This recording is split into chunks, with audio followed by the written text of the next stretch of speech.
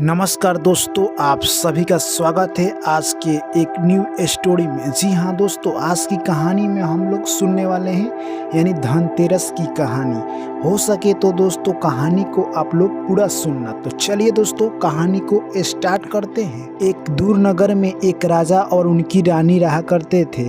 राजा के 2 पुत्र और 2 यानी बहुएं थी, जो कि उन सभी के बीच काफ़ी प्रेम और सद्भावना का भाव था। यह देखकर पूरा मोहल्ला चौंकने था कि ये लोग आखिर इतना खुश क्यों रहते हैं।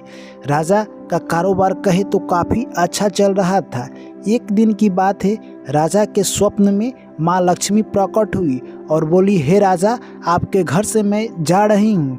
उतने में राजा बोला, हे माता लक्ष्मी, हमसे क्या गलती हो गई कि आप मेरा घर छोड़कर जा रही है।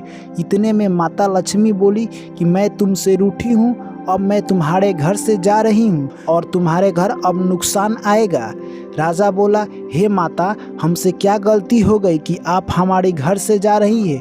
इतने में लक्ष्मी माँ बोली कि मैं अब तुम्हारे घर से जाऊँगी, पर मैं तुम्हें एक वरदान देकर जाऊंगी, मांगो तुम क्या मांगते हो। इतने में राजा बोला, हे माता लक्ष्मी, आप जा तो रही है पर हमारे घर नुकसान आ रहा है। आपसे एक ही विनती है कि आप हमें इतना दुआ देते जाइए कि हमारे घर में प्यार और खुशहाली बनी रहे।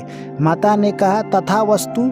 इसके बाद लक्ष्मी माँ अंतर्ध्यान हो गई। एक दिन की बात है, यानी राजा की छोटी बहू यानी खिचड़ी पका रही थी।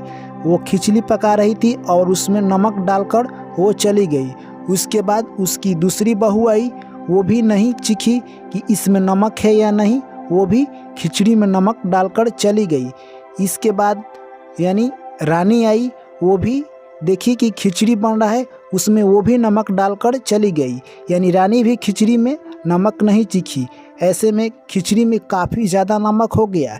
जैसे ही शाम हुआ, राजा सबसे पहले खाना खाना शुरू किए। जैसे ही राजा खाना का पहला कवड़ अपने जीभ पर रखे तो उनको काफ़ी चटक लगा। यानी उन्हें पता चल गया कि हमारे घर नुकसान आ गया है। और राजा कुछ नहीं बोले और उनको मन में याद आ गया कि अब हमारे घर नुकसान आ गया है, और वो चुपचाप खाकर वहाँ से निकल गए। और इसके बाद उनका बड़ा बेटा आया, वो भी खाना खाने जैसे ही बैठा, पहला कवड़ मुंह में रखा, उनको भी काफ़ी चटक लगा खाना। वो बोले कि क्या पिताजी खाना खा लिए हैं? सभी ने बोला, हाँ पिताजी खाना खा लिए। उसके बाद बोला, क्या पिताजी ने कुछ कहा? सभी ने बोला, नहीं कुछ नहीं कहा। वो लड़का समझा, क्यों ना हम भी चुपचाप खा ही लेते हैं, जब पिताजी खा लिए हैं तो हम भी खा ही लेते हैं। ऐसे ही परिवार के सारे सदस्य यानी एक एक कर खाना खा लिए। जैसे ही राजा रात में सोए, फिर स्वप्न में यानी उनके नुकसान आया और बोला, हे राजन, मैं आपके घर से जा रहा हूँ। राजा बोले, आप क्यों जा रहे हैं? नुकसान बोला, पहले ही मेरा 1 केजी आप लोग नमक खा गए हैं और आप लोग इतना मेरा नुकसान कर दिए हैं, अब मैं आपके घर से जा रहा हूँ।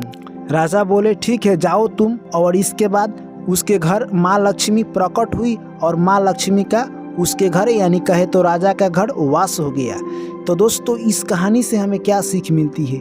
यानी कि फैमिली में यानी कहे तो आपके परिवार में प्यार और सच्चाई बहुत ज़रूरी है। तो चलिए दोस्तों, मैं आशा करता हूँ कि ये कहानी आप लोग को अच्छी लगी होगी। तो ऐसे ही कहानी सुनने के लिए दोस्तों आप मेरे चैनल को सब्सक्राइब कर लीजिए। फिर आप लोग से मिलते हैं यानी नेक्स्ट कहानी में। Thank you, take care, bye bye.